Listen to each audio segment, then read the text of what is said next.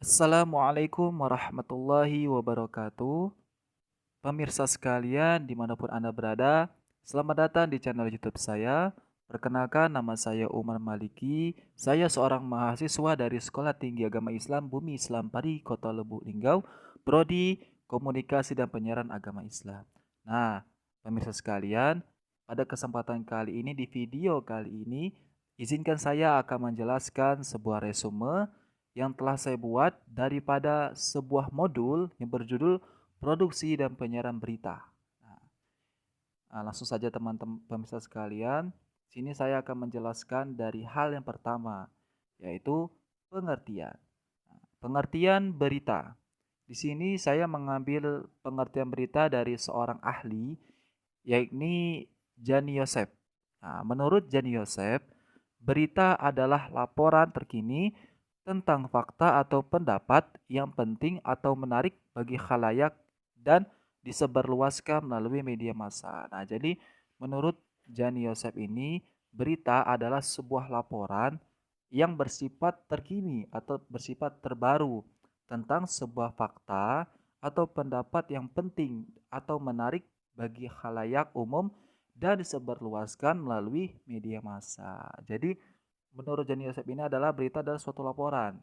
Laporan terbaru yang isinya itu adalah sebuah fakta-fakta atau berita-berita atau opini-opini seseorang yang bersifat penting dan menarik bagi semua orang khalayak umum dan disebarluaskan melalui media massa seperti koran, majalah, dan lain-lain sebagainya.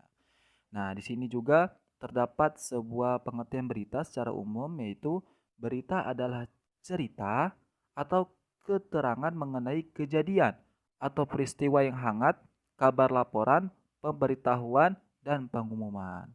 Jadi di sini berita adalah cerita. Berita itu adalah sebuah cerita atau keterangan yang isinya itu mengenai sebuah kejadian atau peristiwa yang hangat. Maksud hangat ini adalah terbaru, terbaru dan baru saja terjadi. Nah, bersifat kabar, laporan, atau pemberitahuan dan pengumuman. Lanjut, pemirsa sekalian. B. Kriteria layak berita. Nah, jadi berita itu bukan suatu cerita-cerita yang apa sih namanya? Yang sembarang cerita bukan. Tapi berita itu mempunyai kriteria layak berita. Maksudnya itu adalah ciri-ciri hal atau keterangan atau cerita yang dapat dikatakan sebuah berita. Nah, apa saja ciri-cirinya? Yang pertama, yaitu penting. Maksud penting itu apa? Kata penting mengandung dua pengertian. Yang pertama, orang penting atau ternama. Maksudnya itu adalah isi berita itu adalah seorang wartawan yang mencari sebuah berita dengan cara mewawancarai seorang narasumber. Nah, seorang narasumbernya itu harus penting, harus orang terpenting, harus orang ternama. Misalnya, kita ingin mewawancari seseorang dengan tema hukum. Nah, lebih bagusnya atau lebih pasnya kita mewawancarai seseorang yang sangat tahu tentang hukum. Misalnya eh, seorang advokat atau seorang dosen yang memang ada skill khusus di dalam sebuah tentang hukum dan lain sebagainya. Dan misalnya kita ingin mewawancarai eh, se, se, se, mewawancarai sesuatu hal tentang sejarah. Jadi kita bisa mewawancarai seseorang yang ahli sejarah, pakar tentang sejarah begitu. Nah, lanjut yaitu yang pengertian kedua, peristiwa penting. Masa peristiwa penting itu adalah peristiwa yang benar-benar penting. Peristiwa yang benar-benar orang-orang itu sangat membutuhkan sebuah peristiwa itu. Seperti itu. Lanjut, kriteria tadi yang pertama, yang kedua adalah berkaitan dengan berkaitan dengan unsur seks atau peristiwa yang berkaitan dengan kebutuhan biologis manusia. Contohnya, sebuah kasus pemerkosaan, perselingkuhan, perceraian, dan poligami atau poliandri, dan lainnya yang menarik perhatian khalayak. Nah, yang kedua ini adalah ya tadi mengandung unsur-unsur yang bersifat biologis. Nah, jadi karena unsur-unsur seperti ini itu jarang sekali muncul dan benar-benar tidak terjadi setiap hari. Nah, jadi hal seperti ini dapat dikatakan sebagai kriteria layak berita. Kita lanjut ketiga. Ketiga adalah pertentangan-pertentangan atau konflik antar negara, antar suku, ras atau agama. Dan lainnya yang dapat memicu perpecahan suatu negara. Contohnya, Malaysia menghak ciptakan pulau milik Indonesia seperti Pulau Ambalat. Nah, jadi contoh tadi itu adalah termasuk daripada konflik yang terjadi bersifat secara antar negara. Nah, jadi konflik yang terjadi dengan kadar atau radar yang sangat luas itu dapat dikatakan sebagai sebuah berita. Lanjut, kriteria layak berita yang keempat. Human interest atau segala sesuatu yang memiliki nilai menyentuh insan manusia, menyentuh hati manusia, yang dapat mengunggah perasaan seseorang dan membangkitkan rasa simpati khalayak. Contohnya PMKS atau penyandang masalah kesejahteraan sosial yang tinggal di kolong jembatan dan minim akan tingkat pendidikannya. Nah, ini adalah termasuk sebuah cerita atau informasi yang dapat menarik hati seseorang ketika telah membacanya. Terus contohnya lagi yaitu ada seorang anak yatim piatu yang anak laki-laki yang yatim piatu yang punya adik perempuan. Nah, mereka ini yatim piatu kan. Jadi seorang kakaknya tadi bekerja demi untuk memenuhi kebutuhan adiknya yang sedang sekolah. Nah, itu termasuk sebuah informasi atau cerita yang dapat menyentuh hati manusia yang mendengar atau membacanya. Lanjut, yang kelima, kriteria layak berita. Kedekatan suatu peristiwa yang terjadi dekat dengan halayak atau baik dekat secara geografis maupun emosional atau kekerabatan. Contohnya, kasus Lapindo di Sidoarjo. Nah, masalah ini kan terjadi di dekat pemukiman atau di dekat tempat tinggal masyarakat. Nah, jadi hal seperti ini dapat dikatakan berita. Lanjut, eh, misalnya atau yang menyentuh dengan emosional atau kekerabatan. Misalnya seorang apa tadi? Misalnya kita punya saudara. Misalnya ada orang penting nih, Orang penting itu sangat dikenal oleh seluruh orang. Nah, orang penting ini mempunyai seorang kerabat. Nah, seorang kerabatnya ini mempunyai terdapat sebuah informasi dari kerabatnya ini dari apa tadi? Kriteria like berita tadi. Misal ya. Misal adik bupati daerah B terkena kasus korupsi. Nah, itu termasuk hal cerita yang dapat dikatakan sebuah cerita yang layak dikatakan sebuah berita. Lanjut, yang keenam, ketegangan suatu peristiwa yang belum terselesaikan, akan tetapi akan menimbulkan kejadian lainnya. Contohnya, kasus Manohara yang sampai dengan saat ini masih dalam ketegangan atau kebebasannya. Contoh lainnya kasus siapa ya? Ada berapa? 6 orang kalau nggak salah, saya lupa. Pengawal Habib Rizik yang ditembak mati oleh oknum-oknum polisi, namun sampai saat ini kasusnya belum terselesaikan. Nah, ini banyak sekali pengikut-pengikut Habib Rizik yang menagih atau menuntut hal seperti itu.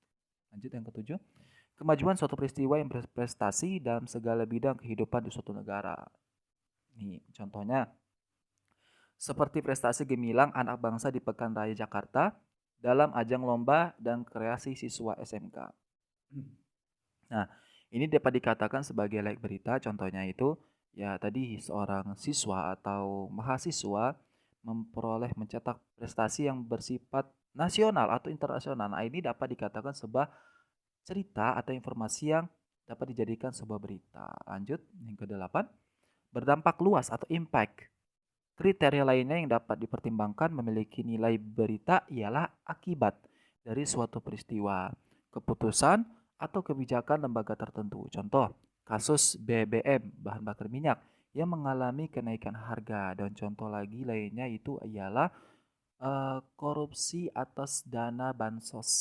Dana bansos yang pada saat itu sedang terjadi pandemi COVID-19. Nah, itu sangat berdampak ke seluruh seseorang, ke seluruh masyarakat yang menerima dana bansos tersebut. Lanjut, saya kali ini akan membahas poin yang ketiga. Poin yang ketiga yaitu perbedaan teknis antara berita cetak dan berita online. Saya ambil dari saya ambil 4 unsur. Yang unsur pertama, pembatasan panjang naskah. Pembatasan panjang naskah. Kalau media cetak, biasanya panjang naskah telah dibatasi. Misalnya 5 sampai 7 halaman kuarto diketik 2 spasi. Nah, jadi naskah pada media cetak itu ada aturannya, ada aturan dan ada teknisinya yang jelas seperti itu. Lalu, sedangkan dengan media online tidak ada pembatasan panjang naskah karena halaman web bisa menampung menaskah sepanjang apapun.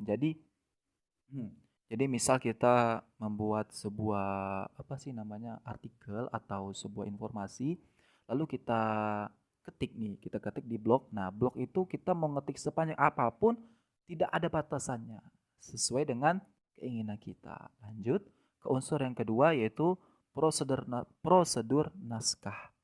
Nah, prosedur naskah dibagi dengan media cetak.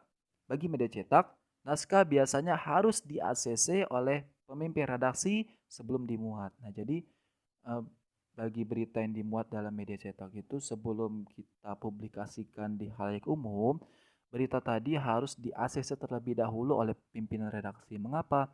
Karena pimpinan redaksi adalah pemimpin dari segala struktur-struktur yang terdapat di sebuah kantor, perusahaan koran atau media cetak lainnya. Agar kalau sudah di ACC itu agar tidak terjadi sebuah kesalahan-kesalahan lainnya. Lanjut ke media online. Kalau media online sama saja. Namun ada sejumlah media yang memperbolehkan wartawan di lapangan yang telah dipercaya untuk mengupload sendiri tulisan-tulisan mereka. Jadi sebenarnya sama saja media online, tapi ada beberapa perusahaan-perusahaan yang telah mempercayai sejumlah wartawan bahwasanya memang tulisan mereka itu terkenal ada kualitasnya, terkenal memang sudah bagus. Jadi tidak perlu ada koreksi-koreksi yang lain-lainnya. Jadi seorang wartawan tadi dapat langsung mengupload berita atau informasi yang telah ia buat ke media internet. Lanjut dari unsur editing. Kalau media cetak sudah kalau media cetak jikalau sudah naik cetak atau sudah dipublikasikan maka tidak bisa diedit lagi. Jadi itulah tadi mengapa kalau media cetak itu harus ada ACC, harus ada keterangan ACC dari pimpinan redaksi agar tidak terjadi kesalahan ketika berita sudah dipublikasikan di khalayak umum. Lanjut ke media online. Media online itu walaupun sudah dipublikasikan, masih bisa diedit dengan leluasa. Tapi biasanya editing hanya mencakup masalah-masalah teknis seperti merevisi salah ketik dan seterusnya. Nah, jadi kalau lewat media online itu bisa diperbaiki lagi walaupun sudah diupload. Namun hanya bisa diperbaiki atau diedit lagi hanya misalnya ya, bisa kita typo atau ada huruf-huruf atau ada kata-kata yang kurang dalam berita yang kita muat di media online. Nah, itu hanya itu saja yang dapat kita rubah di media online. Lanjut ke jadwal terbit. Jadwal terbit itu misal media cetak berskala harian, mingguan, bulanan atau 2 minggu dan sebagainya. Jadi media cetak ini terbit itu ada skala, ada jadwal-jadwalnya diatur. Jadi misalnya ada perusahaan itu yang menerbitkan koran sehari sekali, ada perusahaan itu yang menerbitkan koran atau majalah itu 1 minggu sekali, atau 1 bulan sekali, atau 2 minggu sekali, atau lain-lain sebagainya. Itu memang yang terjadi atau prosedur di sebuah penerbitan media cetak. Kalau media online bisa diterbitkan kapan saja kita mau dan tidak ada jadwal khusus. Jadi misalnya kita mau upload sejam sekali atau upload sehari sekali atau 2 hari sekali atau seterusnya atau seumur hidup sekali pun tidak apa-apa. Karena media online itu tidak ada prosedur yang menentukan kapan jadwal terbit berita tersebut di media online. Oke. Eh, Sekian, terima kasih atas perhatian teman pemirsa sekalian.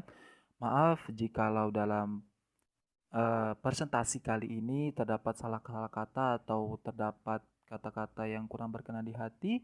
Karena jujur ini saya gugup, jadi mohon maaf pada pemirsa sekalian. Saya masih belajar dan mohon dikoreksi jikalau ada kesalahan tolong tulis di komentar saya jangan lupa di like atau dan di subscribe channel YouTube saya teman-teman pemirsa sekalian.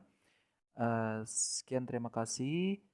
Wabillahi taufik wal hidayah. Wassalamualaikum warahmatullahi wabarakatuh.